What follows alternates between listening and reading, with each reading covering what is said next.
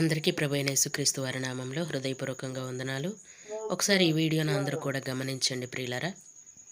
ఇక్కడ దేవుని సువార్తను ప్రకటిస్తున్న ఇద్దరు వ్యక్తులు మనకు కనబడుతున్నారు.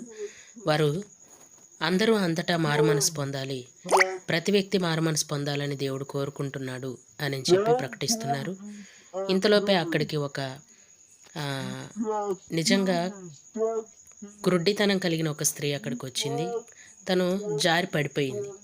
తన చేతిలో ఒక బాక్స్ ఉంది. ఆ బాక్స్ నిండా డబ్బులు కనబడుతున్నాయి. అయితే ఈ సువార్తను ప్రకటిస్తున్న ఇద్దరు వ్యక్తులు కూడా ఆమెకు సహాయం చేయడానికి ముందుకు వచ్చారు.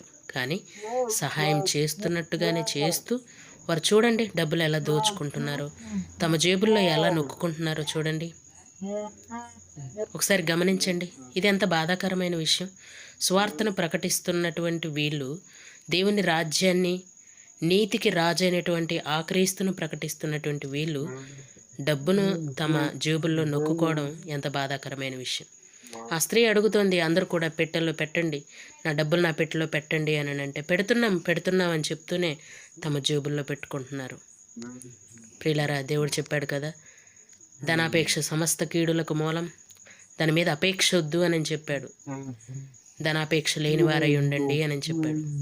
దేవుని సువార్తను ప్రకటిస్తున్న వీళ్ళే అందులో పెట్టినట్టే పెట్టి తనను మోసం చేస్తున్నారు. నిజానికి ఈ వీడియో గమనిస్తుంటే ఇదొక సోషల్ ఎక్స్పెరిమెంట్.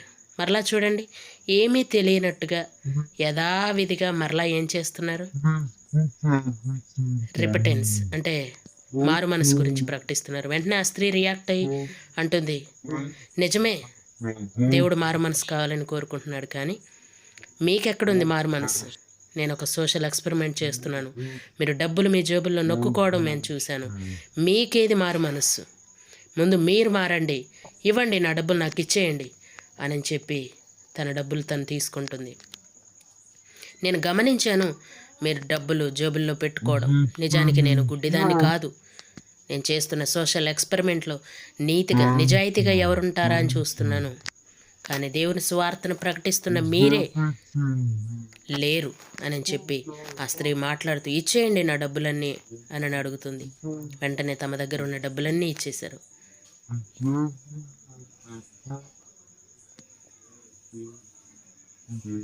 నిజానికి మారు మనస్సును గురించి ప్రకటిస్తున్న మీరు మారండి, మీరు మారు మనసు పొందండి అని చెప్పి ఆ స్త్రీ చెప్తుంది. ప్రియులారా, ఈ రోజుల్లో ప్రకటిస్తున్న మనందరికీ మారు మనసు కావాలి. మనిషి డబ్బు దగ్గర ఎంత వీక్ అయిపోతున్నాడో ఆలోచించండి. మరలా ఆ స్త్రీ ఈ సోషల్ ఎక్స్పెరిమెంట్ ఒక వ్యక్తి దగ్గర చేసింది. ఇతను ఒక స్మోకర్. మరలా అదే విధంగా తను కింద పడిపోయింది. ఒక వ్యసనానికి బానిస అయినటువంటి వ్యక్తి ఆవిడ్ని చూశాడు. వెంటనే ఆవిడ దగ్గరికి వెళ్ళి ఆవిడ్ని జాలిపడి వెంటనే ఆవిడ్ని లేపడానికి ప్రయత్నం చేశాడు. తన దగ్గర ఉన్నటువంటి ఆ డబ్బులు పెట్టె కింద పడిపోయింది. ఆవిడ అడుగుతుంది, అందులో ఆ డబ్బులన్నీ కింద పడిపోయాయి, నా డబ్బుల బాక్స్లో పెట్టు అని అడుగుతుంది. వెంటనే ఆ కింద పడిపోయిన డబ్బులన్నీ కూడా ఆ వ్యక్తి ఆ పెట్టెలో సర్దేశాడు. చూడండి, ఒక్క రూపాయి కూడా ఆయన ఉంచుకోవట్లేదు. ఆవిడ అడుగుతుంది, అన్నీ పెట్టేసావా అంటే, అన్నీ పెట్టేశాను. నువ్వు ఎక్కడికి వెళ్ళాలి అని అంటే, ఇదిగో పలానా దగ్గరికి వెళ్ళాలి అంటే, నేను తీసుకెళ్తాను అక్కడికి, పదండి అని చెప్పి ఆవిడని తీసుకెళ్తుంటే ఆవిడ రియలైజ్ అయింది, ప్రియులారా, నిజానికి నేను ఒక సోషల్ ఎక్స్పెరిమెంట్ చేస్తున్నాను బ్రదర్. ఈ ఎక్స్పెరిమెంట్లో మీరొక్కరే నిజాయితీగా నాకు కనిపించారు. నిజానికి నేను ఈ డబ్బులు కావాలని పోగొట్టుకోలేదు.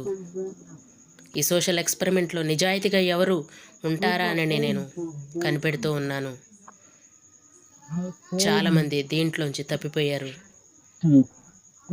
ఇదిగో, నువ్వు ఒక్క రూపాయి కూడా దాచుకోకుండా, నేను గుడ్డిదాన్ని తెలిసి కూడా నువ్వు దాచుకోలేదు.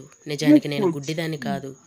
ఇదిగో నా దగ్గర ఉన్న డబ్బు నీకు కొంత నీకు ఇస్తున్నాను, నీ నిజాయితీకి నేను మెచ్చుకుంటున్నాను అని చెప్పి అతని చేతిలో డబ్బు పెడుతుంది. నిజానికి అతను తీసుకోడండి. తీసుకోను అంటే బలవంతం చేస్తుంది. పర్వాలేదు తీసుకో అని చెప్పి వెళ్తుంది. చూడండి ప్రియులారా, నిజాయితీగా బ్రతకడం అంటే దేవునికి ఇష్టం. నిజాయితీని దేవుడు కోరుకుంటాడు. నిజంగా దేవుడు ఇక్కడ ఒక మాట మనకు జ్ఞాపకం చేస్తున్నాడు. వేశ్యలనైనా క్షమిస్తానేమో కానీ వేషధారుని క్షమించనంటాడు. ఈరోజు అటువంటి క్రైస్తవులుగా ఎవరు కూడా ఉండకూడదు. అందరికీ వందనాలు.